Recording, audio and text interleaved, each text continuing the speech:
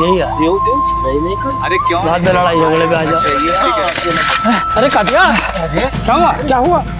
वो उधर वो बहुत सारे मसाल। मशाल?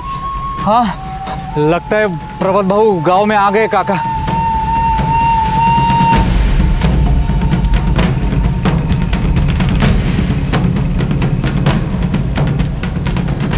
गोविंद से बाबा, गोविंद से बाबा। चल दाखव तो तुला. काय झालं भाऊ? दाखव तो तुला. काय झालं? काय दाखव तो तुला. गोविंदाचे बाबा.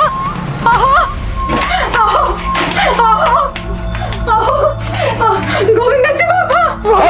मेरा बात सुनो भाऊ, मेरा बात सुनो. चल मेरा बात सुनो. मेरा बात सुनो भाऊ. गोविंदाचे बाबा.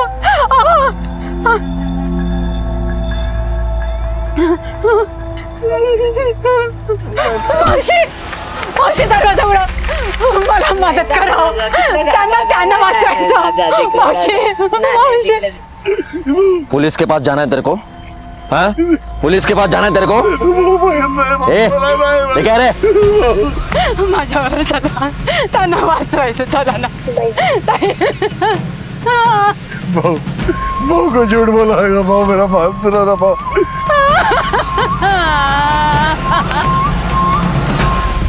इस दिल दहला देने वाली घटना से 2 महीने पहले इस गांव में एक और अमानवीय अपराध हुआ था।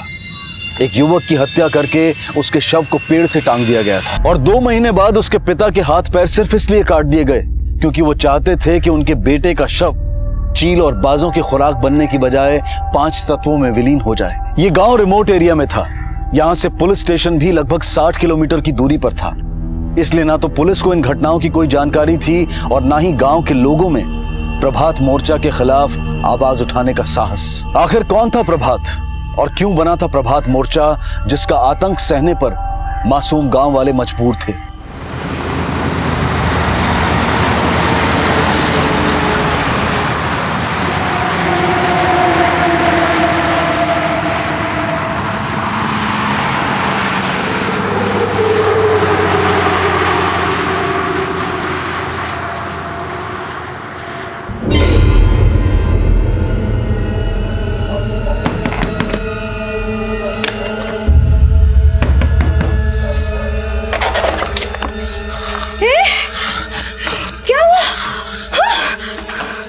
घबरो ना, पानी लेके आ.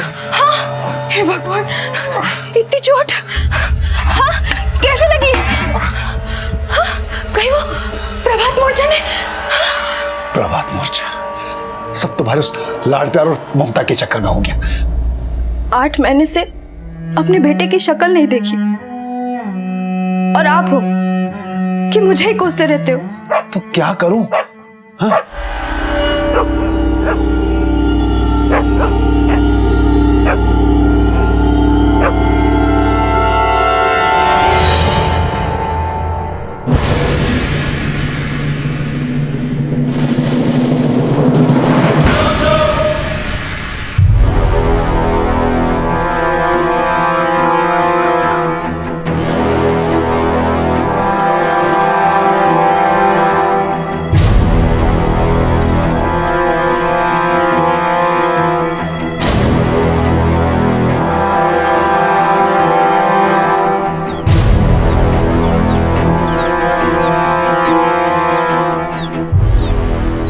क्या नाम है तुम्हारे काका और काकी का?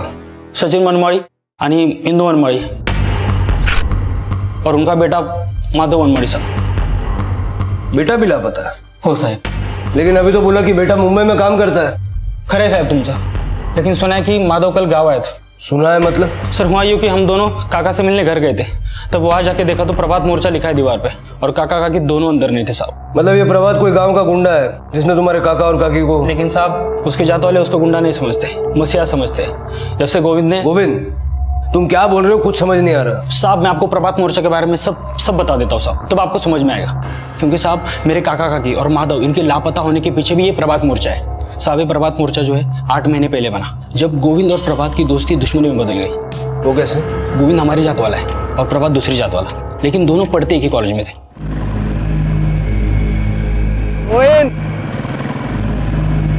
कैसा है? बैठ जा। और गोविंद और प्रभात पक्के दोस्त थे साहब, लेकिन दुश्मनी की वजह बनी कविता। कविता? ये कविता कौन है? भानु देशपांडे की बेटी साहब, प्रभात की जाति वाली थी, लेकिन गोविंद से प्यार करती थी। लेकिन साहब पूरा गांव गोविंद और कविता के रिश्ते के खिलाफ था, और प्रभात भी जात पात को लेकर बड़े कट्टर विचार वाला था। और जिस दिन गोविंद कविता को भगा के शादी करने वाला था, उस दिन प्रभात ने ना सिर्फ गोविंद की दोस्ती का, गोविंद कविता अगर भाग गया तो फिर से वापस आया साहब, अपने खौफ का साया छोड़ने के लिए। धीरे धीरे प्रभात का प्रभात मोर्चा बना। और साहब ये प्रभात मोर्चा वाले जो लोग हैं ना, वो हमारे जात वालों से गोविंद की जरूरत का बदला लेते हैं साहब। और सर, जब भी कोई ऐसा कांड हमारे लोगों के साथ होता है, तब ये प्रभात मोर्चा वाले लोग पीड़ित के घर के बाहर प्रभात मोर्चा ऐसा लिखते हैं, जैसे कि काका काकी के घर के बाहर भी लिखा है साहब। तेरे काका के आस पड़ोस वालों ने कुछ भी नहीं बताया कि वहाँ क्या हुआ? साहब किसी ने कुछ देखा भी होगा ना, तो भी प्रभात मोर्चा के खिलाफ कोई कुछ बोलेगा नहीं साहब। सुना है कि कल रात माधव बस अड्डे पे उतरा तो सूरज पाटिल और उसके आदमी ने बहुत पीटा उसको। ये सूरज कौन है? जमींदार दिगांत पाटिल का इकलौता बेटा है साहब। दरअसल मेरे काका उन्हीं के यहाँ साफ सफाई का काम करते हैं। दिगांत पाटिल और सूरज पाटिल का प्रभात मोर्चे से क्या कनेक्शन? साहब प्रभात उन्हीं की जात वाला है ना, और जब से ये प्रभात मोर्चा बना है, तब से दिगांत और सूरज पाटिल ही क्या, उनकी हर एक जात वाला हमारे जात वालों को आग दिखाता है साहब।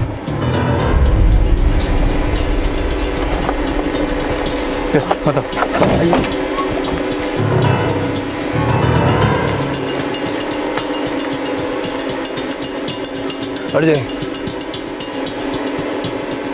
आसपास में पूछताछ करो, हो सकता है किसी ने कुछ देखा हो सर।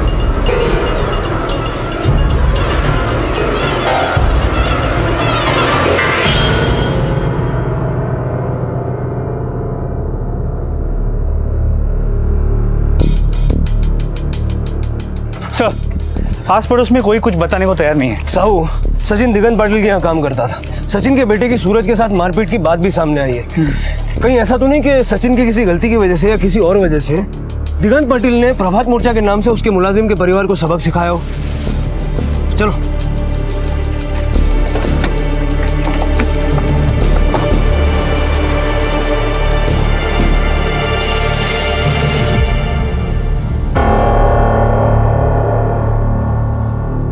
दिगंत पाटिल तुम्हीच का? तो बोला। और ये आपका बेटा सूरज? जी। काय काम काढलं? नहीं, आज ये सरकारी मुलाजिम हमारे घर में। आपका मुलाजिम सचिन अपने बीवी बच्चों समेत गायब है, पता होगा ना आपको? तो मैं भी हैरान हूँ, ये 2 दिन से काम पे नहीं आ रहा था ना। हाँ। अपने बेटे से पूछा आपने? सुना है सूरज ने सचिन के बेटे की कल बहुत पिटाई की। उसको गांव में आना मना है। आता तो काय है, वो तो पंचायत का फैसला है ना। पंचायत भी तो आप ही लोग चलाते हैं। वैसे मैंने सुना है कि इस गांव पे वर्चस्व प्रभात मोर्चा का है। हाँ, प्रभात और प्रभात मोर्चा इस गांव की ढाल है, रक्षक है हमारे। किससे रक्षा करते हैं? उन गरीब बेसारों से जो 2 वक्त की रोटी के लिए आप जैसों के मोहताज है। इंस्पेक्टर, ये आधी अधूरी जानकारी लेके आप पूरी बात बताइए ना, मैं पूरी बात सुनूंगा। हाँ तो सुन लीजिए और समझ भी लीजिए। प्रभात और प्रभात मोर्चा अगर नहीं होते तो ये गोविंद जैसे न जाने कितने हमारे बहू बेटियों का जीना मुश्किल करते थे। हाँ, क्यों तिकडे बहू है इस घर की, देखो शर्म और लाज से कैसे ढकी हुई है। क्यों? खानदानी है। अगर दूसरे किसी भी जात का कोई भी इसको बुरी नजर से देखेगा तो उसको सबक सिखाना कर्तव्य है हमारा। क्या है? कर्तव्य है कि नहीं? और जिस माधव की पैरवी करने आप आए हो ना, उसी ने गोविंद को बढ़ावा दिया कि हमारी जात वाली लड़की को भगा के ले जाए। तो जहां से आया ना वही भेज दिया उसको। कहाँ भेज दिया? अरे दाव देना, नरक में गया होगा, वही जगह उसके लिए ठीक है। ये गांव तो नरक बनने से बच गया ना। तो आप और आपके प्रभात मोर्चा का मिशन गांव को स्वर्ग बनाना है। जरा बताएंगे आपके इस प्रभात मोर्चे का कर्ता कहाँ मिलेगा? वो मसीहा है हमारा, मसीहा। उसका पता तो फरिश्ता भी नहीं बता सकता। आपके इस मसीहा की पड़ताल में अब हम लग गए। देखिएगा कहीं आप भी लपेटे में ना आ जाएं। सचिन, माधव और इंदू की गुमशुदगी की वजह जानने के लिए हमें प्रभात और प्रभात मोर्चे को जानना होगा। पता करो ये गोविंद कहाँ रहता था, और ये प्रभात मोर्चे से जुड़े हुए लोग कौन कौन हैं, और ये प्रभात कहाँ रहता था। मासूम गांव वालों के लिए प्रभात किसी भूत से कम नहीं था, जो गांव में अपने मोर्चे के साथ आकर तबाही और अत्याचार का मंजर खड़ा करता था। लेकिन गांव में कोई भी ये पता होने का दावा नहीं करता था कि प्रभात अब कहां रह रहा था। और ना ही ये बात पूरी तरह से स्पष्ट थी कि उसने वाकई में अपने दोस्त गोविंद की हत्या की थी। और उस हत्या के बाद कविता अब कहां थी, इसका भी कोई पुख्ता स्पष्टीकरण नहीं था। और ये सवाल भी बना हुआ था कि प्रभात का साथ देने वाले प्रभात मोर्चा के लोग कौन कौन थे। क्या इन किस्सों में कुछ सच्चाई थी, या फिर प्रभात और उससे जुड़ी सारी घटनाएं सिर्फ एक अफवाह थी।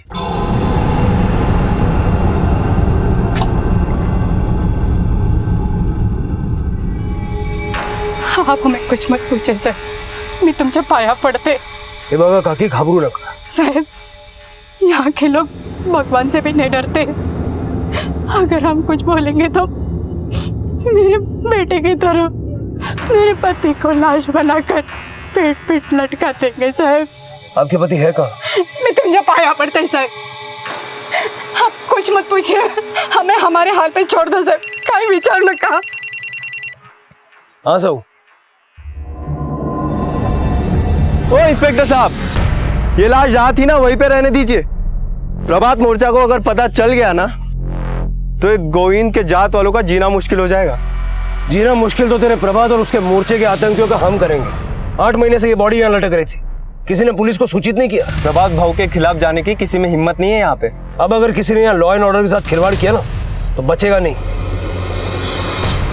बॉडी को पोस्टमार्टम के लिए भेजो, और कोई रास्ते में आए तो उसको अरेस्ट करो। सर चला रे।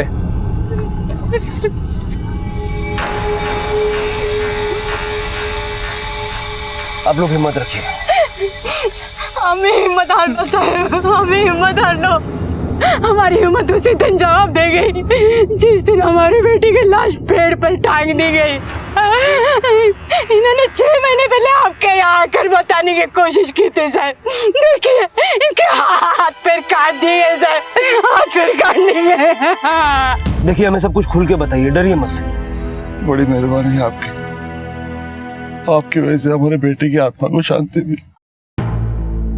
बस और कुछ मत पूछिए सर, नहीं तो कजरी के हाथ पाँव में।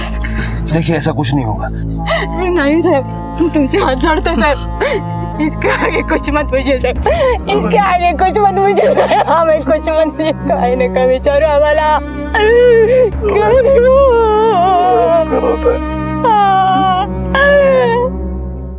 पिछले 8 महीनों से प्रभात मोर्चा के लोगों ने इस गांव में आतंक फैला है। सुनने में आया है कि इस गिरोह के लोग रात को अपने मुंह पे सफेद कपड़ा और चश्मा लगा के अपनी वारदातों को अंजाम देते हैं। लेकिन गोविंद की हत्या के अलावा और किसी की हत्या की बात सामने नहीं आई। ना ही इंदु, माधव और सचिन की तरह कोई गुमशुदा हुआ है। जिन भी घटनाओं के बारे में पता चला है वो गुंडागर्दी या धमकी से रिलेटेड है। लेकिन साहब मुझे लगता है कि सचिन, इंदु और माधव गुमशुदा नहीं है, बल्कि उनकी भी हत्या हुई है। और ये प्रभात जिस बिल में छुप के बैठा है ना, उसकी खबर सूरज पाटिल और दिगांत पाटिल को जरूर है। इनके कॉल रिकॉर्ड से करवाओ और पिछले 8 महीनों की इनकी सारी एक्टिविटीज चेक करो। हो सर। हाँ लोखंडे बोला। ठीक है, मला SMS कर। सर इस प्रभात के माँ बाप के बारे में पता चला है, गोविंद की मौत के बाद वो पुणे शिफ्ट हो गए थे।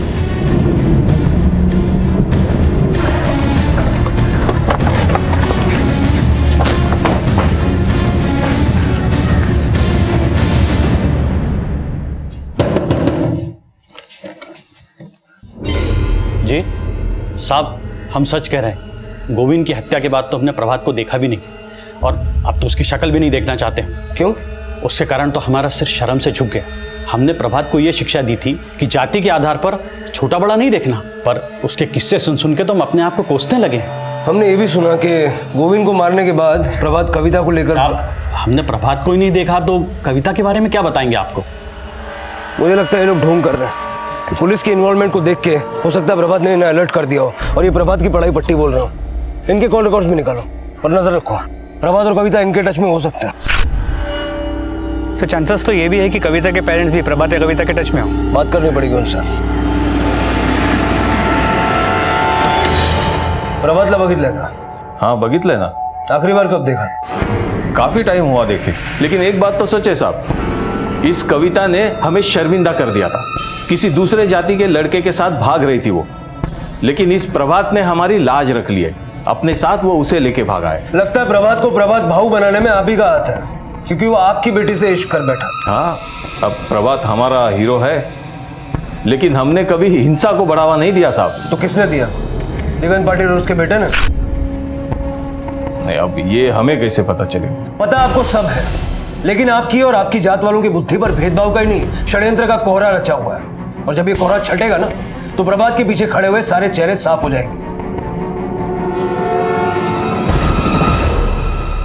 प्रभात की जात वाले उसको अपनी ढाल समझते हैं, लेकिन वो खुद भी उसकी ढाल बने हुए हैं। अब ये प्रभात मोर्चा चलाने के लिए उसने लोग बाहर से तो इंपोर्ट किए नहीं होंगे। इसी गांव के लोग हैं जो मुंह पे गमछा और चश्मा लगा के दूसरी जाति वालों को डराते हैं। सर, मैं प्रभात के कॉलेज के दोस्तों का पता कर रहा था, तभी एक बात मेरे सामने आई कि गोविंद के साथ कोई माधव भी था जो इसी गांव का है और प्रभात के साथ पढ़ता था, लेकिन पिछले 8 महीने से उसने पढ़ाई छोड़ दी और अभी मुंबई में नौकरी करता है। पढ़ाई बीच में क्यों छोड़ी? सर, वजह का तो पता नहीं चला, लेकिन उसके कॉल रिकॉर्ड से एक बात सामने आ गई है कि उसकी आखिरी कॉल गांव की जयश्री गोडसे को की गई थी। माधव उसको अक्सर कॉल करता था सर। कौन है ये जयश्री गोडसे? सचिन और इंदू के पड़ोस में रहती है सर।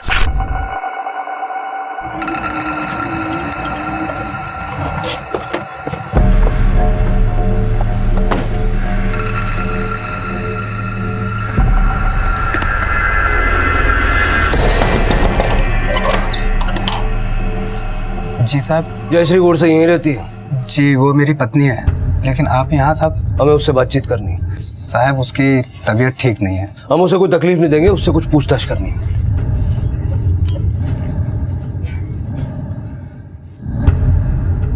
तकलीफ देने के लिए माफी चाहता हूँ, लेकिन हमें बस ये जानना था कि सचिन और उसके परिवार के गायब होने से पहले माधव ने आपको फोन किया था।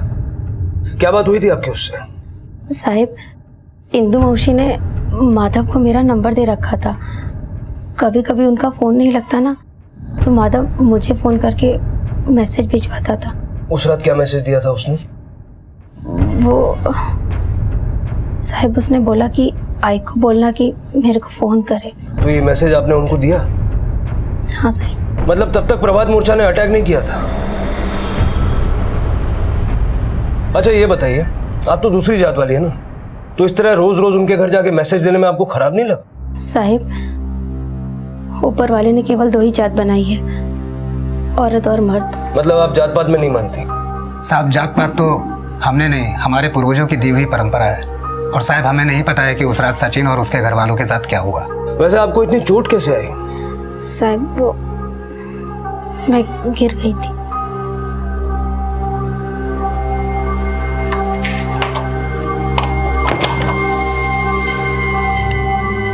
दवा क्यों नहीं लगाया? चलो आप, मैं लगा देता हूँ। सर, गोविंद की पोस्टमार्टम रिपोर्ट, सर पे गहरी चोट का निशान है, हाथ और पांव भी काटे गए हैं, शायद किसी कुल्हाड़ी से। इसका मतलब गोविंद के पिता तीर्थ के हाथ और पैर भी 6 महीने पहले किसी कुल्हाड़ी से काटे गए। सर, वो तीर्थ ही है जिसने इन प्रभात मोर्चा वालों को करीब से देखा है। अगर वो बयान देने के लिए मान जाए तो शायद हम उन तक पहुंच सकते हैं। मैं गोविंद के परिवार से बात करने की कोशिश करता हूँ। तुम ये पता लगाओ, गांव में किस किस के पास सफेद गमछा, चश्मा और कुल्हाड़ी है। इन 3 चीजों का कॉम्बिनेशन जिसके पास है, उससे हमें प्रभात मोर्चा के बारे में कोई ना कोई क्लू डेफिनेटली मिलेगा। हो सर। पुलिस की इन्वॉल्वमेंट के बाद आखिरकार गोविंद की लाश को उसकी हत्या के 8 महीने बाद चिता नसीब हुई।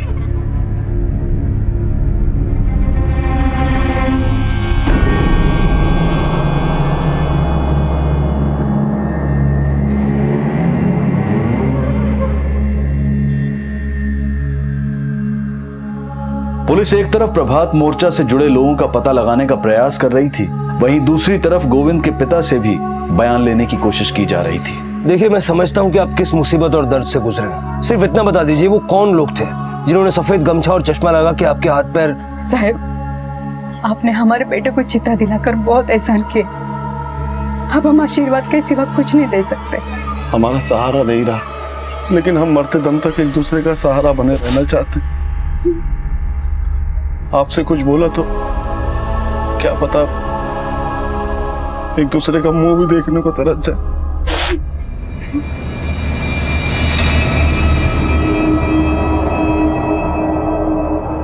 प्रभात भाव के रहते हुए हमारी जाति परंपरा से कोई भी छेड़खानी नहीं कर सकता है, क्योंकि प्रभात भाव हमारे मसीहा ही नहीं बल्कि। क्या हो रहा है यहाँ पे? अच्छा, तो यहाँ होती है प्रभात मोर्चा की भर्ती। और ये भर्ती तुम करते हो? अरे नहीं नहीं साहब, ऐसा नहीं है। तो यहाँ क्या मुफ्त में प्रवचन दे रहे थे? अरे साहब, ये हमारे गांव की चौपाल है, हम लोग तो यहाँ रोज ही आते हैं। और भाव ने यहाँ पर अपनी फोटो लगा दी तो हम उसको हटा थोड़े ना सकते हैं। प्रभात आता है यहाँ पे? हाँ साहब, कभी कभी। तुमने देखा है उसे? हाँ साहब, देखा है, लेकिन यहाँ नहीं। फिर कहाँ? साहब, गांव की सड़क के पास देखा है। नमस्कार भाव। आखिरी बार कब देखा था? साहब काफी दिन हो गए, और मैंने अकेले ही थोड़ी ना देखा है, पूरे गांव वालों ने देखा है साहब। तुम में से किस किसने देखा है उसे? अरे साहब, एक थोड़ी ना है, आप सबसे पूछ लो। प्रभात भाव हमारे लिए हीरो हैं, हम सभी के लिए मसीहा हैं। एक क्रिमिनल तुम लोगों के लिए हीरो है? मेरे लिए ही नहीं, सब बोलते हैं, क्योंकि भाव से सब डरते हैं साहब। मैंने खुद अपनी आंखों से देखा है साहब। एक हट्टा कट्टा दूसरी जात वाला पहलवान आदमी हमारी जात वाले को पीट रहा था। मेरे सामने उल्टा बोल और भाव ने उसको ऐसा तोड़ा कि मैं देखता रह गया। साहब, उसी दिन मैं समझ गया कि प्रभात भाव हमारी जाति वालों के लिए एक दिन मिसाल बनेंगे, लेकिन हमें ये नहीं पता था कि भाव जो है मर्डर भी कर देंगे। सर, और 2 कुराड़ी मिला है। चलो।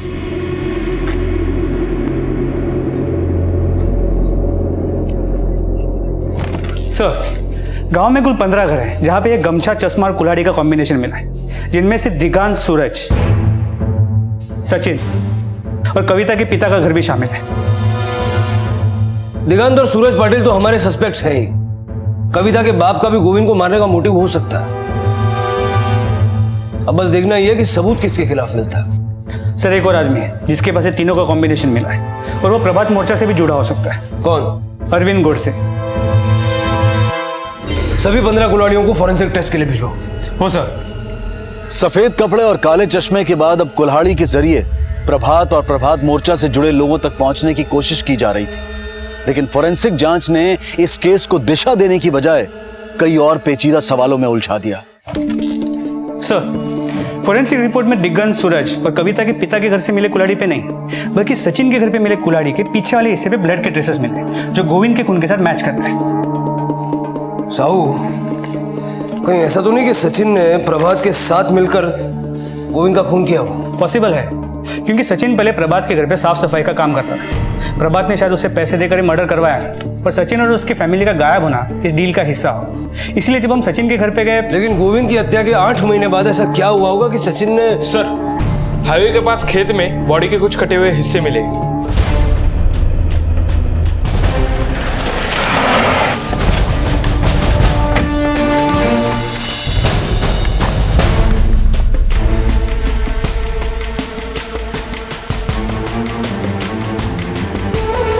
सर, बॉडी काफी सड़ चुकी है, बदन के हर हिस्से को अलग अलग करके फेंका गया, पर सर के हिस्से को देख के लगता है कि ये बॉडी सचिन और इंदु की है, और ये खेत प्रभात का है।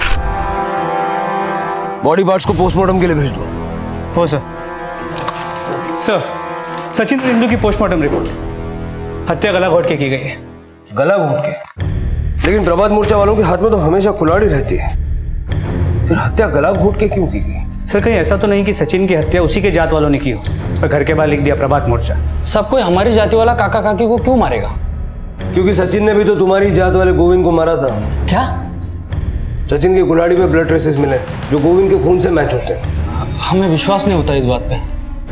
तुम्हारी जाति वाला कोई ऐसा है जो सचिन का एहसास जान गया हो और जिसके चलते उसका सचिन से झगड़ा हुआ हो? माफ करें साहब, लेकिन मुझे बिल्कुल भी ऐसा नहीं लग रहा है कि कोई हमारी जात वाला काका को मारेगा।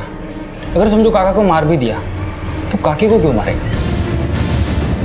सचिन और इंदु की हत्या के तार अभी तक प्रभात मोर्चा से जोड़कर देखे तो जा रहे थे, लेकिन पुलिस प्रभात और प्रभात मोर्चा से जुड़े तार नहीं जोड़ पाई थी। माधव की लाश ना मिलने पर पुलिस इन हत्याओं में किसी दूसरे एंगल की संभावना को भी खंगालना चाहती थी, और माधव से जुड़े खुलासों ने इन संभावनाओं में भी संदेह की कई तस्वीरें खड़ी कर दी। सर, माधव के मुंबई वापस पहुंचने के बारे में कुछ पता नहीं चला, लेकिन उसके कॉल रिकॉर्ड्स और सोशल नेटवर्किंग साइट के मैसेजेस को पढ़ने से पता चला है उसके और जयश्री गोडसे के बीच में एफआईआर चल रहा था। दोनों के मैसेजेस और मेल्स पढ़ के ऐसे लगता है कि गोविंद के मर्डर के पहले माधव खुद मुंबई नहीं गया, बल्कि उसे गांव से निकाला गया, और सचिन भी माधव और जयश्री के एफआईआर के खिलाफ था। मतलब बाप और बेटे के बीच जयश्री भी तकरार की एक वजह थी, और माधव के गांव आने का पर्पस जयश्री को भगा ले जाना था। तो साहब, मैं माधव के साथ भागना चाहती थी, क्योंकि मैं माधव से प्यार करती थी। लेकिन तुम तो शादीशुदा हो। अरविंद ने कभी भी मेरे साथ बीवी जैसा बर्ताव नहीं किया। वो बात भी करता था तो मार के करता था। कितनी बार बोला? कितनी बार बोला?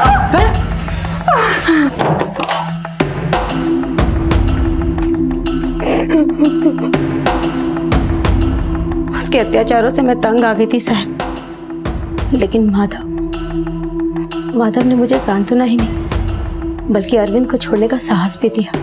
9 महीने पहले अरविंद को मेरे और माधव के बारे में पता चल गया और उसने सूरज के साथ मिलकर माधव को बहुत पीटा और ये शर्त रखी कि माधव ये गांव छोड़कर चला जाए। सचिन काका ने माधव को मुंबई भेज दिया, लेकिन मैं और माधव मैसेज और फोन पे बात करते रहे। और फिर उस रात जब माधव मुझे लेने वापस गांव लौटा तो हमें फिर से अलग कर दिया गया। मतलब उस रात अरविंद के कहने पर सूरज ने माधव की पिटाई। साहब अगर मेरी बीवी को कोई भगाने की कोशिश करेगा तो उसे सबक तो सिखाना पड़ेगा ना। तो तू उसे जान से मार देगा? साहब मैंने किसी को जान से नहीं मारा है। तूने सिर्फ उसी को नहीं, सूरज के साथ मिलके उसके आई बाबा को भी मारा है। साहब मैं मानता हूँ कि माधव के साथ मेरी दुश्मनी थी, लेकिन मैंने किसी को जान से नहीं मारा है। तुझे कैसे पता चला कि माधव गाँव वापस लौट रहा है? साहब वो सचिन दिगान काका के यहाँ बोलने आया था कि उसने माधव को गाँव वापस बुलाया क्योंकि वो लोग कुछ दिन के लिए उसके साथ मुंबई जा रहे हैं। मैंने सचिन को अच्छी तरीके से बोला था कि गाँव वापस नहीं आएगा माधव, और जब मैं बस स्टॉप पे माधव को सीधा करने के लिए गया तो पता चला वो जयश्री को भगाने के लिए आया है। तो उस रात माधव के साथ उसके आई बाबा को भी अरविंद ने मार दिया? नहीं साहब, उस रात तो अरविंद मुझे यहाँ घर लेकर आया था और अगली सुबह तक साहब वो मेरे साथ जातियां करता रहा। उस रात अरविंद कैसे उनको मार सकता है? तूने नहीं तो सूरज ने उनको खत्म किया होगा। सूरज ऐसा नहीं कर सकता है, क्योंकि जब मैं जयश्री को लेकर घर पे पहुंचा तब उसका फोन आया। उसने मुझे फोन पे बताया कि उसने माधव को बहुत पीटा है और वापसी की बस पे चढ़ा दिया है, और फिर सूरज वहां से अपनी आइटम के पास चला गया। ये सूरज शादीशुदा होने के बावजूद बाहर चक्कर चला रहा है? साहब वो कुंवारा है, उसकी शादी नहीं हुई है। क्या? हाँ शायद।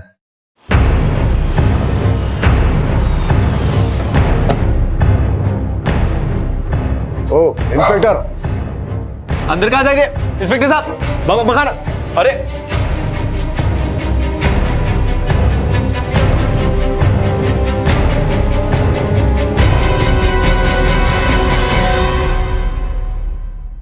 घबराओ मत कविता, सब सच बताओ, क्या हुआ था?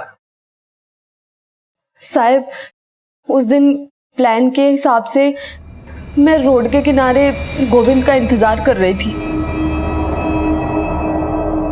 क्या हेलो, कहाँ है तू? कितनी देर से इंतजार कर रही हूँ तेरा। गोविंद हेलो। ऐसा लगा जैसे गोविंद को किसी ने मारा और पीछे से प्रभात की आवाज आई। इससे पहले मैं गोविंद को दोबारा फोन करती, सूरज ने पहले बोला कि वो मेरे आई बाबा को लाएगा, फिर बाद में बोला कि प्रभात गोविंद को मार के भाग गया। तो तुमने मान लिया कि प्रभात ने गोविंद? नहीं साहब, प्रभात गोविंद को नहीं मार सकता। प्रभात ये जात पात में विश्वास नहीं रखता था, यहाँ तक कि हमारे भागने का इंतजाम भी प्रभात ने किया था। गोविंद को किसी और ने मारा साहब। प्रभात तो खुद उसे बचाना चाहता था, मैंने उसकी आवाज सुनी थी फोन पे। Hello Govind hello. तुम्हें क्या लगता है ये सब सूरज के इशारे पे हुआ है? मुझे कुछ समझ नहीं आ रहा है, लेकिन प्रभात गोविंद को नहीं मार सकता। कविता तुम पिछले 8-9 महीनों से वहां रह रही हो। दिगंत या सूरज पाटिल के बारे में कोई भी ऐसी बात जानती हो जो हमें गोविंद के मर्डर या प्रभात मोर्चा की असलियत तक जाने में मदद करे? साहब एक बात अजीब सी है, मैंने सूरज को कई बार एक सफेद गमछे और काले चश्मे में घर में आते जाते देखा था। एक मिनट ठाकुर सिंह, अंदर जाके देखो। नहीं, एक मिनट नहीं, ये वहां से लेके आओ। आप हमारे घर में क्या ढूंढ रहे हो?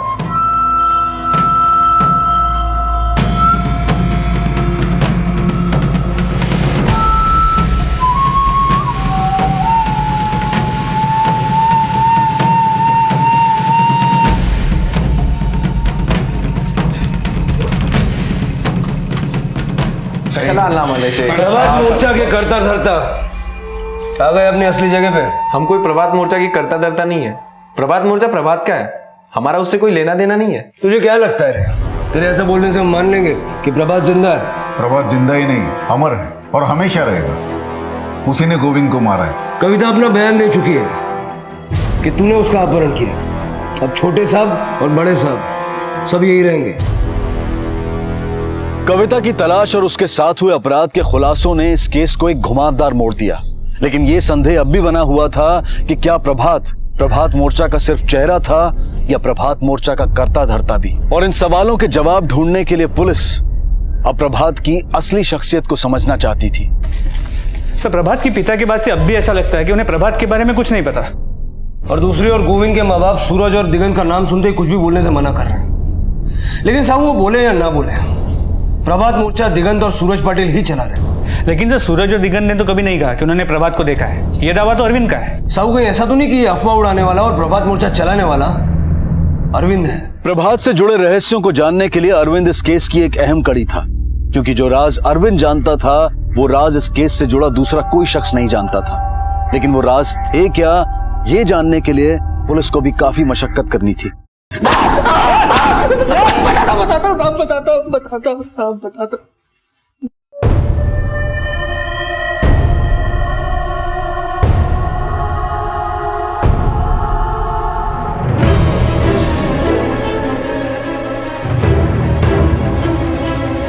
मारना तो मैं माधव को चाहता था, लेकिन दिगांत काका के आगे मेरी एक भी नहीं चली।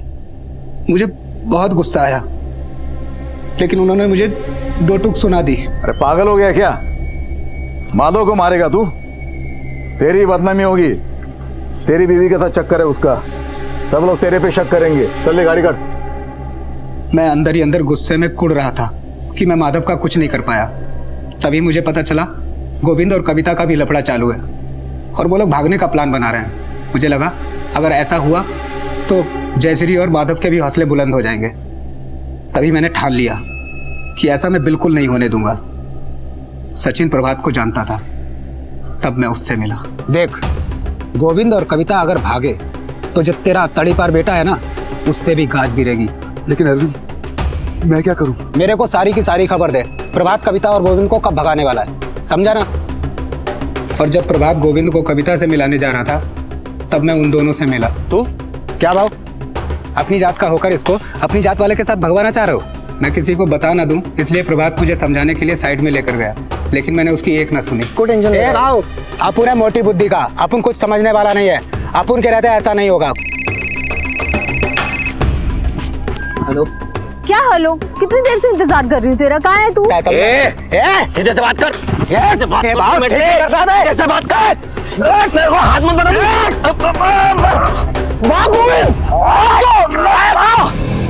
प्रभात की लाश को मैंने जमीन में दफना दिया, क्योंकि वो हमारी जात वाला था। लोगों को अगर उसकी लाश मिलती तो मुझ पे शक हो जाता, लेकिन अगले दिन सुनने को मिला प्रभात गोविंद को मारकर कविता को भगा कर ले गया।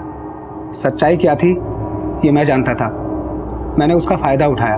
लोगों की नज़रों में प्रभात को जिंदा रखने के लिए प्रभात को देखे जाने की झूठी खबर फैलाई और प्रभात मोर्चा का निर्माण किया, ताकि इसकी आड़ में माधव की जात वालों से बदला ले सकूं। और आखिरकार तूने माधव से बदला ले ही लिया, उसके आई बाबा को भी मार दिया। नहीं साहब, मैंने सिर्फ गोविंद और प्रभात को मारा। माधव और उसके आई बाबा को किसने मारा मैं नहीं जानता हूँ।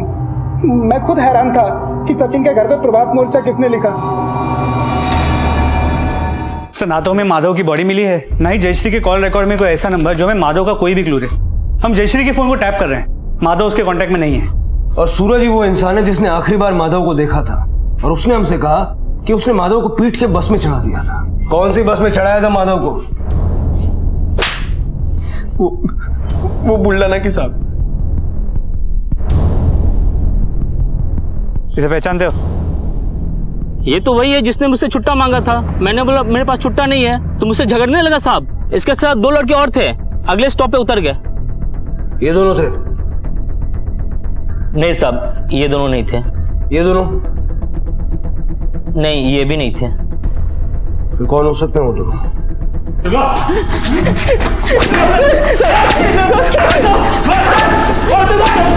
बता दो।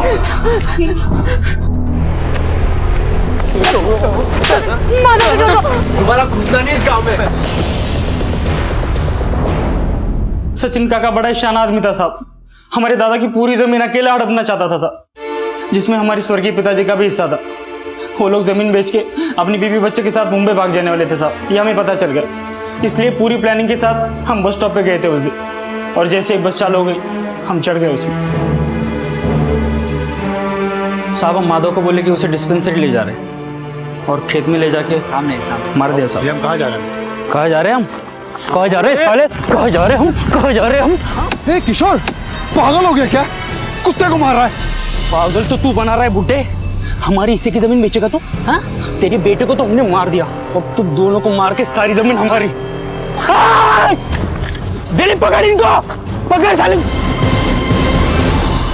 अब क्या करना है?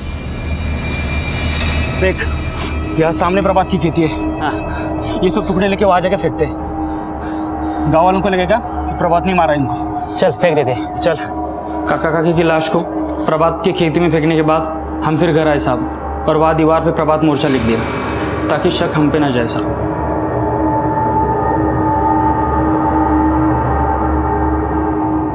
दिलीप और किशोर भी प्रभात मोर्चे का नाम इस्तेमाल करके अपने अपराध से बचना चाहते थे, लेकिन उनकी होशियारी खुद उन पर ही भारी पड़ गई। प्रभात का नाम इस्तेमाल करके जिन अपराधों को आधार दिया गया था, वो सवाल खड़ा करते हैं कि हमारा समाज आज भी जात पात और न जाने कितने तरह के भेदभावों में बटा हुआ है। इंसान की पहचान उसके कर्मों से की जानी चाहिए। धर्म और जाति के आधार पर किसी को छोटा या बड़ा समझना अनैतिक ही नहीं, अमानवीय भी है।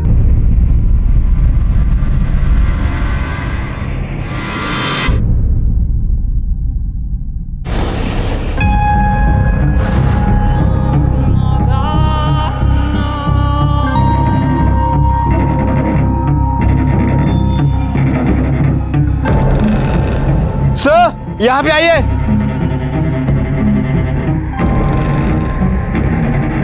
सुनीता,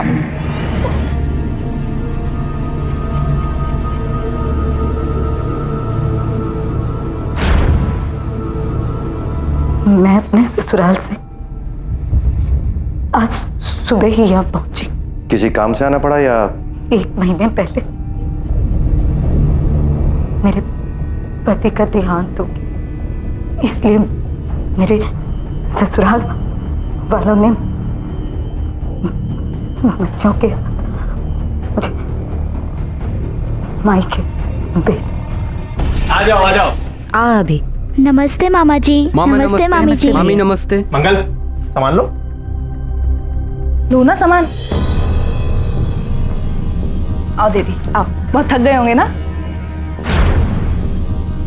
बाजू वाली खोली खाली करवाई है, थोड़ा गंदा है, अपने हिसाब से साफ करवा लेना। चलो चलकर दिखा देती हूँ, सामान वहीं रख दो। हम लोग सामान रख कर खाना खाकर जो जल्दी सो गए, और उसके बाद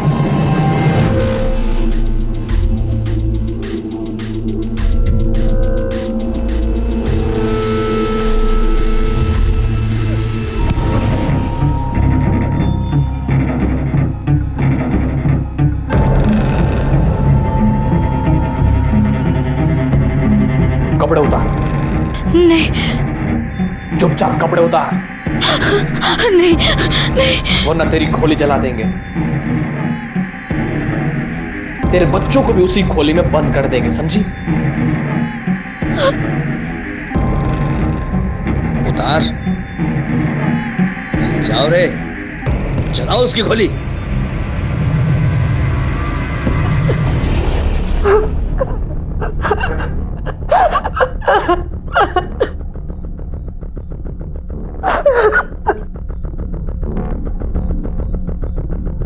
ये सब क्यों हुआ जानती हो?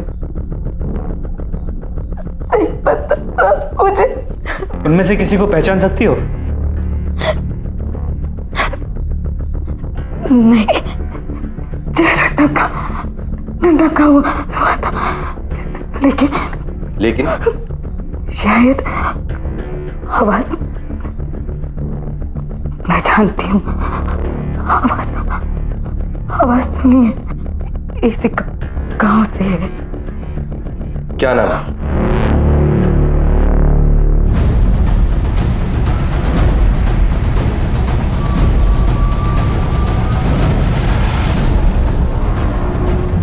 लेके आओ।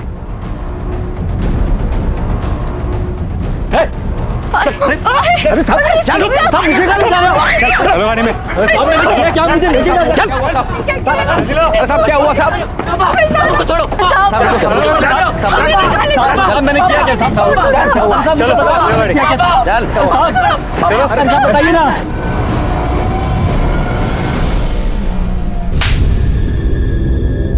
क्या ये क्या कर रहे हो साहब आप? साहब मैंने सच में कुछ नहीं किया। कुछ नहीं किया? कुछ नहीं किया?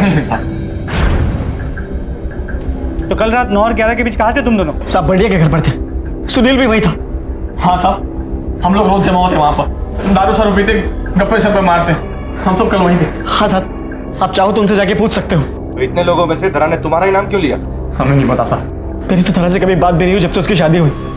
पता नहीं अचानक वापस आकर वो ये सब क्यों कर रही है साहब? और हम लोगों को इससे क्या लेना था साहब? और हमने ना बात करने की कोशिश की ना मिले उससे। पता नहीं धरा मतलब ऐसा क्यों कर रहे हैं साहब? गांव वालों के अनुसार लोगों को परेशान करने के लिए धरा ने खुद ये नाटक रचा था। लेकिन क्या वाकई कोई औरत इस हद तक जा सकती है? और धरा ही क्यों, कोई और क्यों नहीं? खुद धरा के पास भी इस सवाल का जवाब नहीं था। इसलिए पुलिस को भी इस कहानी की सच्चाई पर संदेह होने लगा और उन्होंने इस केस की डिटेल इन्वेस्टिगेशन शुरू की।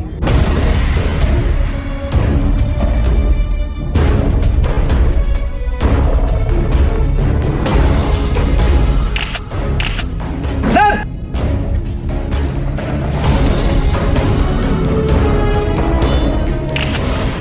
साहब ये कोई छोटी मोटी बात नहीं है, और अगर मुझे झूठ ही बोलना था और नाटक ही करना था तो ये सब मैं ऐसा कुछ क्यों करूंगी साहब? उसमें नया है क्या? ज्योति क्या बक रही हो? साहब छोटा मोटा झूठ तो सभी बोलते हैं,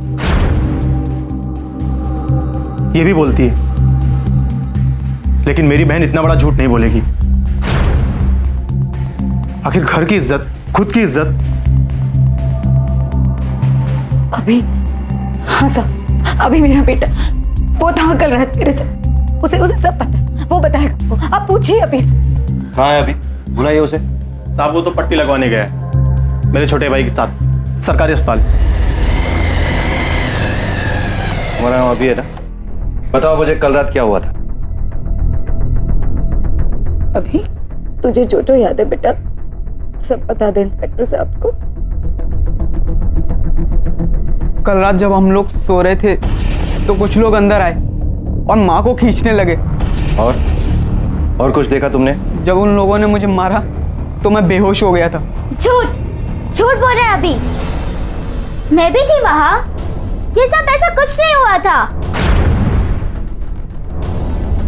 चिंकी चुप रहो। अरे लेकिन वो भी तो बोल रही है ना, मेरा मतलब है कि हमें उसकी बात भी सुननी चाहिए। ज्योति शांत रहो। अरे वो भी तो थी ना वहां पर। चिंकी झूठ क्यों बोल रही है? चुप रहो सब लोग, मुझे चिंकी से बात करनी अकेले में। माँ झूठ बोल रही है? क्यों झूठ बोल रही है वो? क्योंकि वो हमेशा कोई ना कोई कहानी बनाकर रोती है, चीखती है, इसलिए तो दादी ने भी उन्हें घर से निकाल दिया, और मुझे और अभी को भी। दादी ने क्यों निकाला? मतलब ऐसा क्या हुआ था? क्योंकि चिंकी को भड़काया गया था मेरे खिलाफ, इसलिए वो मुझसे गुस्सा है। किसने भड़काया उसे? मेरे ससुराल वाले, खास करके मेरे पति के गुजर जाने के बाद से उन लोगों ने हम लोगों को घर से निकाल दिया, फिर हमें यहाँ आना पड़ा। चिंकी को अपना स्कूल, अपने दोस्त छोड़ने पड़े, और इन सब का दोषी वो मुझे मानती है। आपको घर से निकाला क्यों गया था? क्योंकि मेरी अपनी एक सोच थी, और उनके हिसाब से एक बहू को वो करना चाहिए जैसा वो कहती, चाहे उसके साथ कुछ गलत भी हो रहा है तो उसे सब सह लेना चाहिए। ऐसा क्या बुरा हुआ था आपके साथ? क्या हुआ था पता नहीं, लेकिन एक दिन एक बहुत बड़ा झगड़ा हुआ था। सब माँ को झूठी बोल रहे थे और गाँव वाले भी उसे बच्चन बोल रहे थे। क्या बोल रही है? कुछ पता है आपको? चिंकी बेटा तुम 2 मिनट के लिए अंदर जाओ, बताइए क्या हुआ था? साहब 3 साल पहले धरा ने इल्जाम लगाया था, वो भी अपने ही देवर पर, बलात्कार की कोशिश का, पर कुछ भी साबित नहीं हुआ था साहब, इसीलिए सबको लगा कि वो झूठ बोल रही थी। साहब पता कीजिए धरा के साथ ये सब किसने की, धरा को न्याय दिलाइए साहब। पटेल, घर से बाहर ले जाने के बाद धरा के साथ क्या हुआ था ये उसके बेटे को तो पता ही नहीं। इसका मतलब उसकी गवाही तो कोई मायने रखती नहीं, और उसकी बेटी तो कुछ नई कहानी कह रही है। सर उस जगह से जो खून के धब्बे मिले उसे फोरेंसिक लैब भेज दिया टेस्टिंग के, अगर वो खून धरा का ही है तो इतना तो साबित हो जाएगा कि वो वहाँ थी। यहाँ के और उसके ससुराल के गांव में जाकर सबसे पूछताछ करो। बखेड़ा खड़ा करना धरा की तो पुरानी आदत है। उसके ससुराल में क्या हुआ ये तो मैं नहीं जानती, लेकिन हाँ मैंने देखा है कि सबका ध्यान अपनी तरफ खींचने की बड़ी आदत है, और खास तौर पे मर्दों का। चैन नहीं आता उसके बिना उसे। सर इसमें धरा की क्या गलती है? बचपन में फिर जब हम साथ में बड़े हुए, सारी लड़कियों में सबसे ज्यादा सुंदर वही दिखती थी सर, और फिर उसी की वजह से सबका ध्यान उसी पर जाता था, और उसी की वजह से कोई ना कोई बवाल मच जाती थी। उसमें सर धारा की कोई गलती नहीं है सर। साहब मैं इस गांव में तो नई आई हूँ, धारा का नाम तो मैंने कभी सुना भी नहीं था। हाँ पर जैसे वो वापस आने वाली है सुने तो लोगों में बहुत बातें होने लगी। कैसी बात है? शायद उसके आने से लोग नाखुश थे। क्यों नाखुश थे? वो तो नहीं पता। मेरे को अच्छे से पता था साहब, ये औरत जिधर भी जाएगी वहां मुसीबत पैदा करेगी। अरे साहब मुंह काला करना है तो खुद करे ना, हम शरीफ लोगों को क्यों फंसा रही है? इतना गुस्सा क्यों? तुम पे जबरदस्ती करने का इल्जाम लगा इसलिए? साहब जबरदस्ती का गलत इल्जाम लगा इसलिए। अच्छा तुम्हारे भाई से शादी के इतने साल बाद उसने तुम पे ये इल्जाम लगाया क्यों? साहब वैसे बोलना तो नहीं चाहिए, लेकिन ऐसी औरतों का मन ना बहुत जल्दी भर जाता है। भाई साहब से भी भर गया होगा, इसलिए मुझ पर डोल डालने लगी। बेटा जो कुछ भी हुआ उन सबको पीछे छोड़कर हमें एक नई शुरुआत करनी होगी। तो कल से तुम दोनों स्कूल जाओगे, और स्कूल से आने के बाद खेतों में मेरी मदद करोगे। देखना धीरे धीरे सब ठीक हो जाएगा। क्या ठीक होगा माँ? तुम ठीक होने दोगी? चिंकी मुझे पता है कि तुम मुझसे गुस्सा है, लेकिन मैं भी तो कोशिश कर रही हूँ ना सब ठीक करने की। और पुलिस वालों को झूठ बोलने की क्या जरूरत थी? झूठ क्यों बोला? माँ मुझे आपसे नफरत है, नहीं रहना मुझे आपके साथ। आप सब कुछ बिगाड़ देती हो। मैं मामी के पास जा रही हूँ और मैं वहीं रहूंगी। और गाँव वालों ने जो भी आपके बारे में बोला है ना, बिल्कुल सही बोला है। तुम हो ही बदचलन। चिंकी नहीं रहना है मुझे अभी। चिंकी मेरी बात सुन। चिंकी सुन ना बेटा, सुन तो मेरी बात तो सुन। नहीं माँ मुझे नहीं सुनना है। चिंकी रुक ना, सुन ना।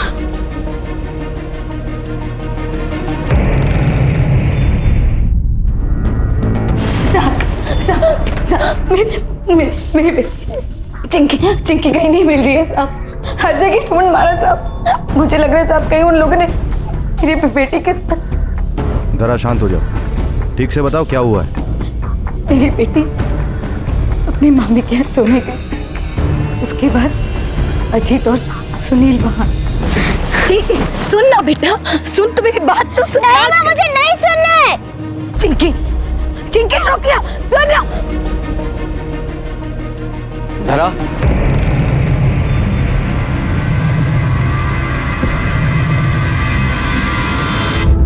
तुम दोनों यहाँ देखो, मैं कह रही हूँ मैं चिल्ला दूंगी। तुम ऐसा क्यों कर रहे हो धरा? देखो तारा, ये केस वापस ले लो। तुम्हारे एक कदम से हमारी जिंदगी बर्बाद हो गई, पूरे गांव में बदनामी हो गई हमारी। सोचो धरा, जो तुम्हारे साथ हुआ अगर वो तुम्हारी बेटी के साथ हो तो। नहीं मतलब अगर तुम्हारी बेटी को भी बिना कपड़ों के सारे गांव में घुमाया जाए, बुरा लगेगा। केस वापस ले लो धरा।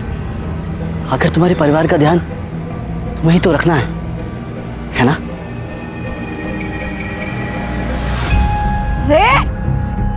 धमकी किसको देता है? हाँ? अगर मेरे बच्चों को हाथ भी लगाया ना, उसके बाद सुबह मैंने अभी से कहा कि वो चिंकी को लेकर स्कूल चले जाए, लेकिन अभी ने भी हर जगह ढूंढ लिया, वो उसे चिंकी कहीं नहीं मिली। मेरे बच्चे को ढूंढ लीजिए। क्या? पर चिंकी तो यहाँ आई ही नहीं। पर साहब हम जल्दी सो जाते हैं, क्या पता हमारे सोने के बाद आई हो। जिन कपड़ों के बारे में धरा ने बोला था यही मिले। ये कपड़े चिंकी लेके निकली थी। इसका मतलब लड़की यहाँ आई थी। लेकिन क्या? तुम दोनों बाहर सोते हो, लड़की कब आई कब चली गई तुम दोनों को पता ही नहीं चला? पता नहीं बेचारी बच्ची कहाँ गई होगी, किस हालत में होगी अभी। उन दोनों को अंदर लो, अजीत और सुनील। जी सर। नहीं साहब, क्या बोल रहे हैं आप? हम उसके पास क्यों जाएंगे? और वैसे भी उसने हम लोगों का जीना हराम कर रखा है, हम तो उससे दूर ही रहते हैं। झूठ मत बोलना, वरना ना सच उगलवाना हमें अच्छी तरह से आता है। सब गए थे। साहब साहब आप मुझे क्यों मार रहे हैं? आप लोग उसे क्यों धमकाएंगे? देख, हम जानते हैं कि तू आ गया। सुनील सब सच बोल चुका है, अब तू भी बोल दे कि क्यों गया था। देखो साहब, मेरे पास या फिर सुनील के पास धरा को नुकसान पहुंचाने का कोई कारण नहीं, लेकिन हाँ साहब, उसके घर वालों की बात शायद कुछ और रही। साहब आपको जो भी पूछना है ना, उसके घर वालों से जाकर पूछो। चिंकी सर, यहाँ छान मारा कहीं नहीं मिली हो। लगता है गांव के बाहर ले गए उसे, या खुद भाग गई होगी। ठीक है, लेकिन आप ठीक से सर्च करो। चिंकी!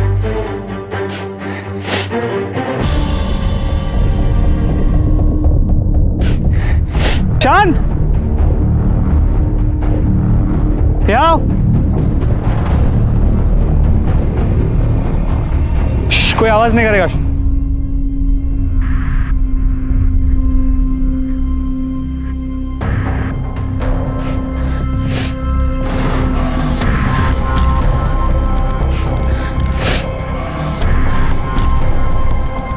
हवलदार, मटके निकालो।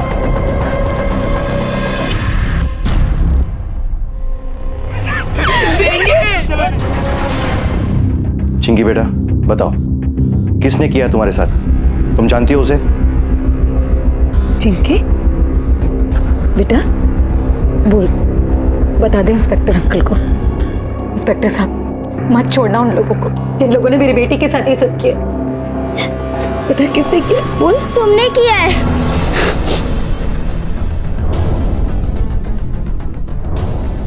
क्या बोल रही है?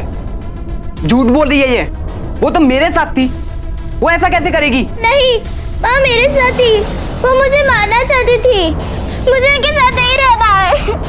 माँ भी चलो यहाँ से।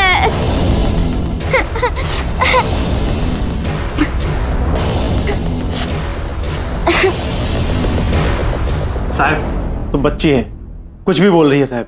हाँ साहब, क्योंकि उस टाइम माँ मेरे साथ थी। अगर वो झूठ बोल रही है तो भी सवाल यही उठता है, ये जो कुछ भी हुआ है वो बच्ची ने खुद ने किया है या किसी और ने? गुस्से में ये कुछ भी करती है। गुस्सा चाहे जितना भी हो, लेकिन इतना सब कुछ वो अकेले नहीं कर सकती। जरूर उसकी किसी ने मदद की है। खैर जो भी है, बचेगा नहीं। साहब आप हमारी तरफ ऐसे क्यों देख रहे हैं? हमने थोड़ी ना कुछ किया है। सच क्या है वो जल्दी पता चल जाएगा। चलो पाटिल। हो गया, कर दिया ना बवाल। अरे कम से कम हमें बख्श दो और शांति से जीने दो हमें।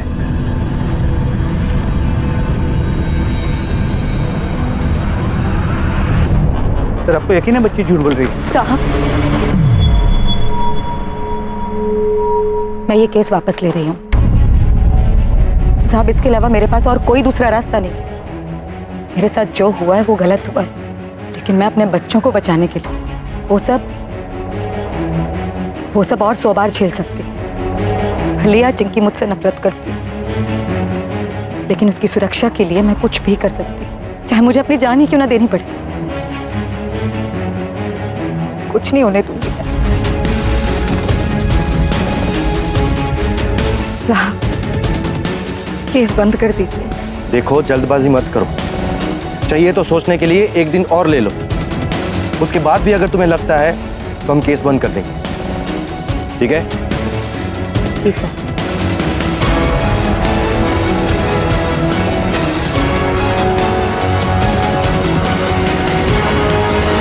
और इस तरह अपने बच्चों को सुरक्षित करने के लिए आखिर धरा ने हार मानकर इस केस को वापस लेने का फैसला किया। लेकिन पुलिस को धरा की बात पर पूरा यकीन था कि वाकई में उसे वस्त्रहीन कर सारी राह चला गया था और पुलिस गुनहगारों को बेनकाब करना चाहती थी। ये देखो, घुटने के निशान है, हाथों के कोई निशान नहीं। इसका मतलब उसे घसीट कर लाया गया है। धीरे धीरे मुझे भी लगने लगा है कि धरा सही बोल रही है। सर अगर वो सच बोल रही है तो उसकी मुश्किलें बहुत बढ़ने वाली। उसने हिम्मत करके रिपोर्ट तो लिखवाई है, अब ये गांव वाले उसका जीना हराम कर। पर इसके लिए केस का जारी रहना जरूरी था और अब पुलिस उम्मीद कर रही थी कि धरा इस केस को रद्द करने के अपने फैसले को किसी तरह बदल दे। अभी न जाओ छोड़ के। सुनना, जो हुआ बहुत बुरा हुआ। हाँ यार, तेरी माँ के साथ।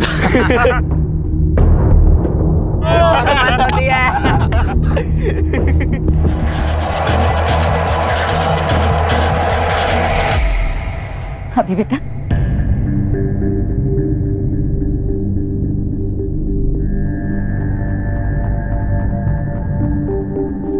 माँ, सब ठीक हो जाएगा।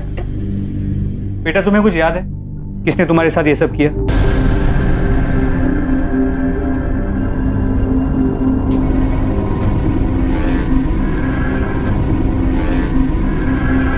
नहीं पता मुझे।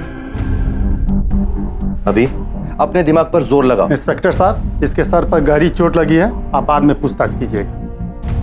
ठीक, हम बाद में मिलेंगे, तब तक तुम ठीक हो जाओ। देखिए, हमें पूरा यकीन कि अभी के साथ जिस किसी ने भी ये किया है, अभी जानता है उसे। और अगर वो चुप रहा, तुमने अपना केस वापस ले लिया, तो अपराधी से अपराध करने का लाइसेंस मानकर मनमानी करते रहे। माफ कीजिएगा साहब, ये तो चलता रहेगा साहब। इससे अच्छा है कि हम ही शांत हो जाएं, भूल जाएं। हो सकता है वो लोग भी शांत होकर बैठ जाएं। अपराधी सही गलत नहीं सोचेंगे, दबने वालों को दबाते रहेंगे। तुम्हारे साथ जो ये न्यूड परेड करवाई गई, तुम्हें बिना कपड़ों के घुमाकर तुम्हें जलील किया गया, क्या कसूर था तुम्हारा?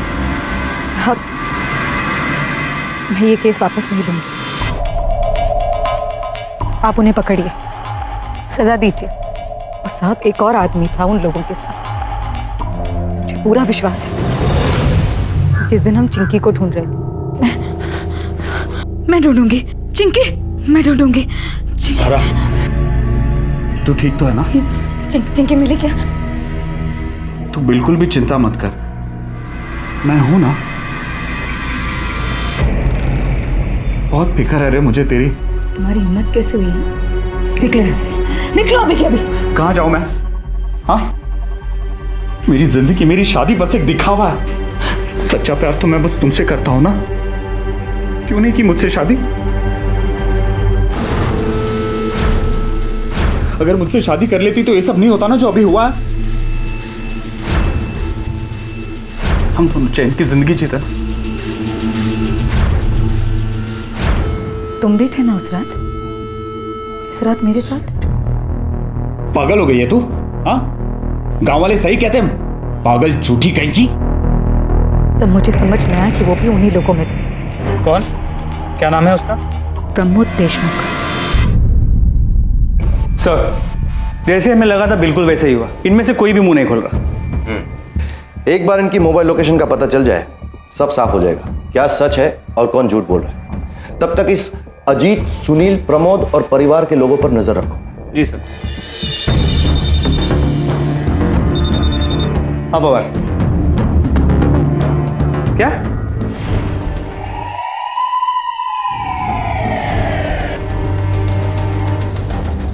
धरा कहाँ है? कुछ पूछा है तुमसे? हमें इन्फॉर्मेशन मिली है कि कल रात से वो घर नहीं आई। हाँ बात सही है, लेकिन हमको नहीं। अभी कहाँ है तुम्हारी माँ? वो भाग गई होगी सर, सब लोग उसे तकलीफ दे रहे थे, चली गई होगी वो। आखिरी बार कहाँ देखा था उसे? कल सुबह। तेरी बेटी के साथ इतना कुछ हो गया और तेरे बेटे को इतना बुरी तरीके से मारा, अकल नहीं है तुझे? अब सुन, केस वापस ले ले और मामले को यहीं पे खत्म कर। हो गया ना? क्या होगा उससे? हाँ, मेरे बच्चों को अकेला छोड़ देंगे? भैया, मैं जिस दिन पहुंची हूँ उसी दिन ये सब। आप ही बताइए ना कि क्या बिगाड़ा था मैंने किसी का। और मैं खुद नहीं आना चाहती थी, मेरे बच्चों को छत मिल जाए इसलिए आई हूँ। हाँ तो दिया ना सहारा, अपने खर्चे होने के बावजूद भी तुझे और तेरे बच्चों को सहारा दिया ना। मुझे नहीं पता था भैया कि आपका सहारा एक एहसान है, एक भीख है। नहीं चाहिए मुझे, मैं अपना और अपने बच्चों का देख लूंगी। चलो अभी चिंकी।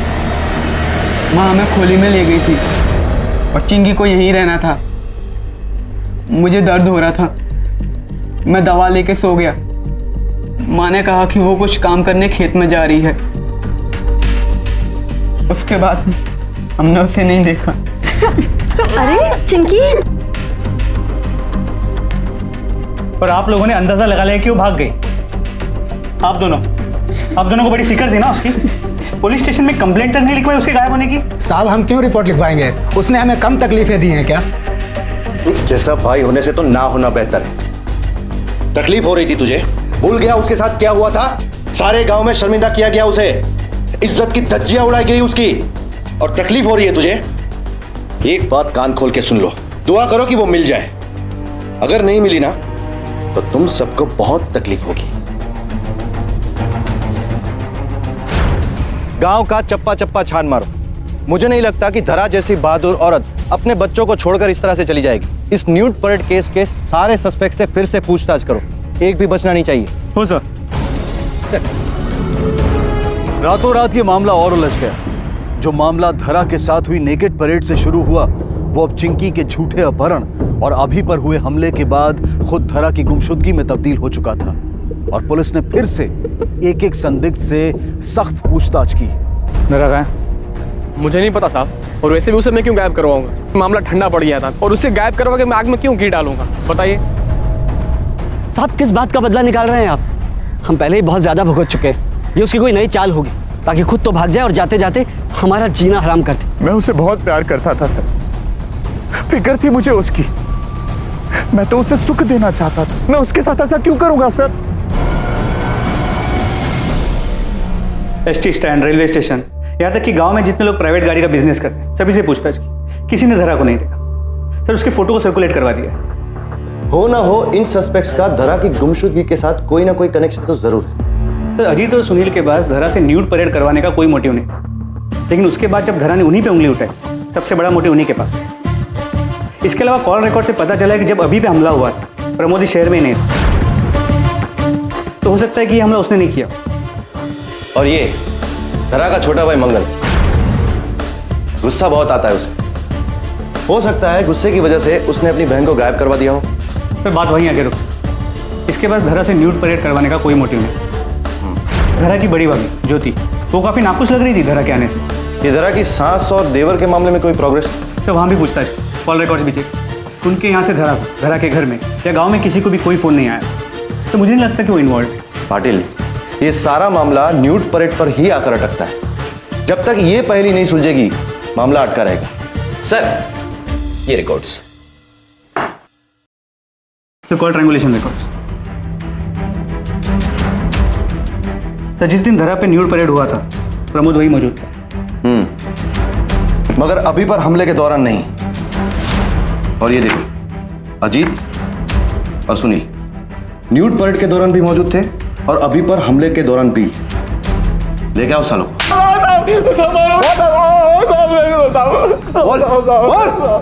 मुझे क्यों मार रहे हो साहब? जब से धरा हम पे केस किया मैं तो उससे दूर ही रहा साहब। फिर से वही कहानी। तेरे कॉल रिकॉर्ड्स बताते हैं जब धरा की न्यूड परेड हुई तो उस वक्त वहीं पर था, और उस वक्त भी वहीं पर था जब अभी पर हमला हुआ। सच बोलेगा या खाल उधेड़ूं तेरी? बोल। हाँ सर, हाँ मैं गया था वहां पे जहां पे धरा को जबरदस्ती बिना कपड़ों के, लेकिन मैं नहीं जानता था वहां क्या होने वाला था। मुझे सिर्फ इतना बताया गया था कि गांव की शांति के लिए किसी को सबक सिखा, किसी को डराना है ताकि वो गांव छोड़ के चला जाए। लेकिन जब वहां जाके देखा तो वो धरा थी सर। और तू कहता है कि तुझे धरा से बहुत प्यार है। ये कैसा प्यार है तेरा? हाँ, इतने सारे गैर मर्द उसके साथ खेल रहे, उसकी इज्जत के साथ खिलवाड़ कर रहे, और तू देखता रह गया? सर वहां पे सब लोग पागल हो गए थे, जानवरों की तरह। अगर मैं वहां आवाज उठाता तो शायद वो लोग मुझे मार ही देते। उस रात की बाद मैं एक पल भी नहीं सो पाया हूं सर। बहुत ही पछतावा हो रहा था मुझे। मैं तो उसकी मदद करना चाहता था, उसे सहारा देना चाहता था, लेकिन सर मुझे तो ये भी नहीं पता कि उसने आप लोगों को मेरे बारे में क्या बताया। जब उसे सबसे ज्यादा जरूरत थी ना तेरी, तू वहां खड़े खड़े तमाशा देख रहा। अब ये बता, ये जो न्यूड परेड थी इसका प्लान किसका? बोल दे रखा है, क्या किया उसके साथ? अरे बोला ना, मेरा उससे कोई लेना देना नहीं। तेरे सारे दोस्तों ने कबूल किया है जो जो धरा के साथ जबरदस्ती करने में शामिल थे, उन सब ने तेरा ही नाम लिया है। बोल, ये घटिया प्लान तेरा ही था ना? ऊपर से धरा को गायब करवा दिया तूने। नहीं सर, मैंने धरा को गायब नहीं करवाया सर, ना ही उसको बिना कपड़ों के घुमाने का प्लान मेरा था साहब। मैंने तो उसकी सिर्फ तैयारी की थी, और वो भी गांव की भलाई के लिए। साले, एक औरत को नंगा चलवा कर बेआबरू करने में गांव की भलाई थी? हाँ साहब, पहले से ही मुसीबत की पुड़िया थी, और फिर मुझे पता लगा कि धरा अपने ससुराल में एक बड़ा कांड कर गांव वापस आ रही, और वो फिर से यहाँ पर भी कोई नया बखेड़ा शुरू करेगी। बस इसलिए साहब, गांव वालों को उससे बचाने के लिए उसे जल्द से जल्द यहाँ से दूर भेजना जरूरी था। अब मैंने जो किया वो किया साहब, लेकिन मैं फिर से बोल रहा हूं, ना मुझे ये पता है कि धरा अब कहाँ है, पता ही उसको बिना कपड़ों के घुमाने का प्लान मेरा था। तो फिर किसने बनाया घटिया प्लान? चिंकी, तुमने किडनैप होने का नाटक अपनी माँ को फंसाने के लिए किया था ना? किसने कहा था ये करने को? देखो, अगर तुम बता दोगी तो हमें उन्हें ढूंढने में मदद होगी। सच बताओ। भूषण मामा और मंगल मामा ने। मामा जी। अरे चिंकी बेटा, इधर आ जा। इतनी रात में यहाँ कैसे? मामा, मैं आपके साथ ही रहूंगी, नहीं रहना मुझे उस औरत के साथ। बहुत नफरत है मुझे उनसे। कहीं भाग क्यों नहीं जाती वो? बहुत परेशान करती है ना तेरी माँ तुझे? हाँ। बेटा, तू चाहती है ना कि तेरी माँ तुझे परेशान ना करे? हाँ। तो हम जैसा कहते हैं वैसा ही कर। अरे भैया, ये लोग केवल डरा रहे हैं, झूठ कबूल करवाना चाहते हैं हम लोगों से मार मार के। सर, हमारे पास इसके अलावा और कोई चारा नहीं था। धरा इतने सालों के बाद वापस आना चाहती थी। भैया, मैं वापस आ रही हूँ, मैं अब यहाँ नहीं रह सकती। और वापस? इतने सालों के बाद? धरा, इतने सालों के बाद घर में थोड़ी मुश्किल तो होगी ना? नहीं भैया, आप बिल्कुल चिंता मत करिए। वो जो 2 एकड़ जमीन है मेरी, मैं उस पे काम करके कमा लूंगी भैया। ठीक है, ठीक है। धरा, एक काम करो, तुम आ जाओ, फिर हम लोग बैठ के बात करते हैं, ठीक है? क्या भैया, क्यों बुलाया उसको? तो क्या करता? कानून के मुताबिक 2 एकड़ जमीन उसकी है, समझ गए? कौन सा हमें उसे जमीन देनी है? कुछ ऐसा करना है कि वो गांव छोड़ के जाने के लिए मजबूर हो जाए, समझ गए? वो 2 एकड़ जमीन जिस पे कानूनन उसका भी हक था, उस जमीन के टुकड़े के लिए तुमने अपनी ही बहन को पूरे गांव के सामने नंगा किया और उसी हालत में चलवाया। लेकिन तुमने धरा की हिम्मत को कम आंकने की गलती की। वो भागी नहीं, डरी नहीं, उसने अन्याय का सामना किया और डटी नहीं। इसीलिए तुमने उसे झूठा साबित करने की कोशिश की, उसके कैरेक्टर पर कीचड़ उछाला। अरे तुमने तो एक बच्ची को भी नहीं छोड़ा, चिंकी को भी तुमने अपने प्लान का मोहरा बना लिया। और इतना सब कुछ करने के बाद भी जब तुम हार गए तो उसे अगवा करवा लिया। नहीं सर, ये सच नहीं है। हाँ साहब, हम लोग खुद हैरान थे जब वो वापस नहीं लौटी। सर, अब इतना सच बता दिए, ये झूठ क्यों बोलेंगे सर? अरे जल्दी जल्दी चलो, सूरज सर पर आ गया है। लेकिन मालकिन साहब, अरे मालूम है, पर उनके आने तक रुक तो नहीं सकते ना। मैं हूं ना, तुम लोग काम शुरू कर। और सुनो, ठीक से काम करना, फिर से देखने आऊंगी मैं। अब चलो, फावड़ा को तार निकालो। ताला? चाबी तो सिर्फ धरा के पास है, जाने कब आएगी और कब। एक काम करो, ताला तो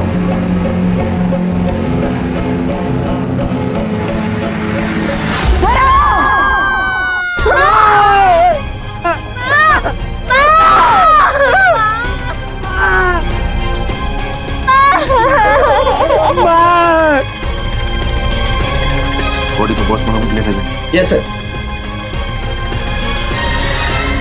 सर, धरा की पोस्टमार्टम रिपोर्ट मौत दम घुटने से हुई, गेहूं की बोरी से दम घुटा गया और इसके साथ रेप भी हुआ है बुरी तरह। डीएनए रिपोर्ट में 2 से 3 सीमन सैंपल मिले। 2-3 मतलब गैंगरेप? जी sir. Sir, DNA report no match. क्या? ये कैसे? इसका मतलब चाबी किसी के पास तो है। कोई बाहर का आदमी नहीं। ऐसा करो पाटिल, पंचायत ऑफिस में जाओ और हर फैमिली में कितने मेल सदस्य हैं उन सब की एक लिस्ट बनाओ।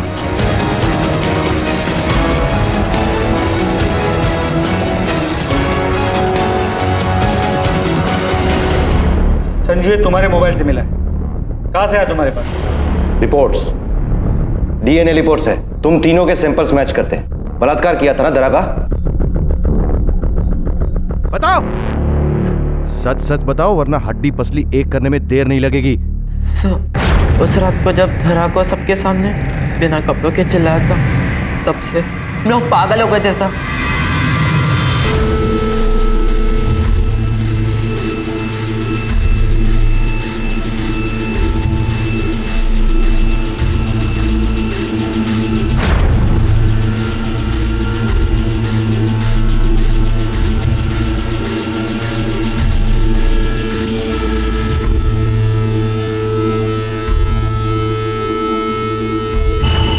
बलात्कार करने के बाद उसकी जान ले ली। नहीं सर, हमने उसको मारा नहीं। हाँ सर, संजू ने बोला कि वैसे भी लोग उसे पागल बोलते हैं। और अगर बात बिगड़ जाती तो हम लोग बोल देते कि उसने उकसाया था हम तीनों को। इसलिए सर हमने उसे मारने के बारे में नहीं सोचा, उसे वहीं छोड़ के चले गए।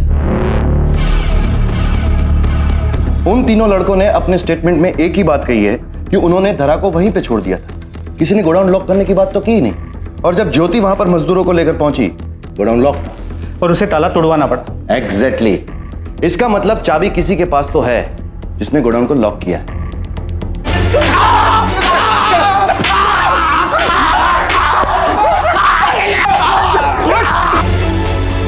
सर ये दोनों तो बिल्कुल कन्फेस नहीं करते। एक गुंजाइश है पाटिल, उन तीनों लड़कों को फिर से बुला, बात करनी। हो सर। तुमने ट्यूशन से लौटते वक्त धरा का बलात्कार किया, तकरीबन 4-5 बजे। हाँ सर। और मौत हुई 8-9 बजे के आसपास। जो कुछ भी हुआ उसके बारे में तुमने किसी को बताया? कुछ पूछा है तुमसे? बताया था किसी को?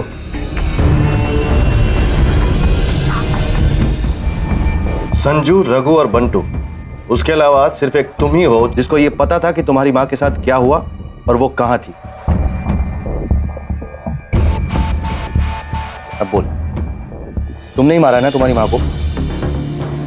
हाँ भी नहीं। देख, संजू सब कुछ बता चुका है। वो मिले थे ना तुमसे?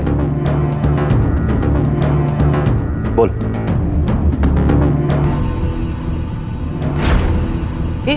इधर आ, तुझे एक मस्त वीडियो दिखा दिया।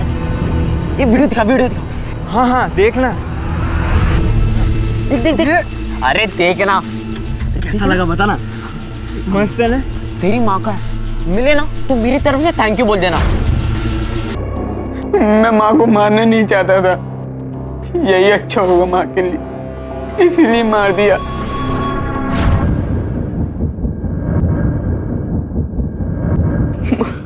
मैंने बोला था ना, बोला था मैंने। तू क्यों गई पुलिस के पास? मत कर कंप्लेंट। अभी मुझे अभी पुलिस स्टेशन ले चल। तू समझती क्यों नहीं है? तू फिर कंप्लेंट करेगी, लोग फिर से तुझे पागल कहेंगे। मैं हार नहीं मानूंगी अभी। अब फिर नहीं माँ, अब फिर नहीं। अब तुझे कोई तंग नहीं करेगा माँ, कोई तुझे तंग नहीं करेगा।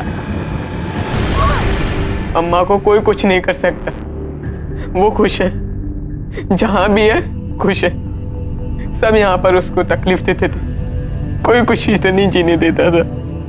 पापा के घर में जब चाचा के ऊपर कंप्लेंट की तो सबने उन्हें झूठी बोला, गाली दी सबने उन्हें। झूठी नहीं थी वो, मैंने देखा था उन्हें। चाचू हर वक्त देखते रहते थे उन्हें चुप चुप के।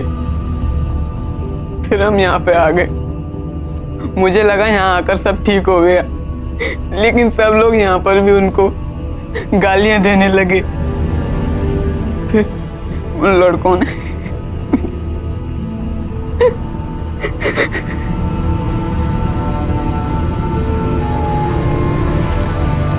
अजीब दो मुआ समाज है हमारा, जो एक तरफ तो हक की लड़ाई का प्रचार करता है और दूसरी तरफ एक स्त्री का अपने हक के लिए आवाज उठाना बर्दाश्त नहीं कर पाता। हमारा समाज कायरता भरा वार करता है स्त्री के सबसे अहम तत्व पर, उसकी गरिमा पर, उसकी आबरू पर, उसके चरित्र पर। लेकिन ये सब क्यों हुआ? क्योंकि धरा ने अपना हक मांगा। पर इतनी कोशिशों के बाद भी धरा के गुनहगारों को सुख नसीब नहीं हुआ। उसके देवर को भी पुलिस ने गिरफ्तार किया और इन सभी को कानून ने उनके किए की सजा दी। मरकर भी धरा की जीत हुई, लेकिन बदकिस्मती से जीत का यह रास्ता धरा को उसके अंत तक ले गया। धरा और उसके जैसी अनेक महिलाओं की लड़ाई एक क्रांति है और इस क्रांति की लौ को जलाए रखना हम सबका कर्तव्य है। अब मैं अनूप सोनी आपसे विदा लेता हूं, फिर मुलाकात होगी अगले एपिसोड में एक और चौंका देने वाले केस के साथ। तब तक अपना और अपने परिवार का ख्याल रखें और देखते रहें क्राइम पेट्रोल डायल 100। सबक एक को सीख हम सबको। जय हिंद। क्राइम पेट्रोल्स के और भी दिलचस्प कहानी देखने के लिए हमारे चैनल को सब्सक्राइब करें और बेल आइकॉन दबाना न भूलें।